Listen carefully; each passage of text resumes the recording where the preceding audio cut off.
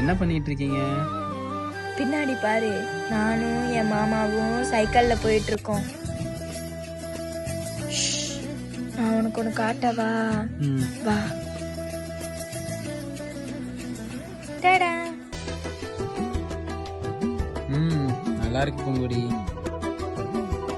துருன்னு இருப்பே பூங்குடி. இந்த நிலைமையில பார்ப்பேன் நான் நினைச்சு கூட பார்ப்பேன் பூங்குடி. நான் உனக்கு ஒன்று கொண்டு வந்திருக்கேன். என்னது? யாரு கொடுத்தா? நான் தான் கொண்டு வந்தேன். உன் மாமா தான் கொடுத்தான். அப்படியா? மாமா எங்க இருக்கு? ஊர்ல. ஊர்லயா?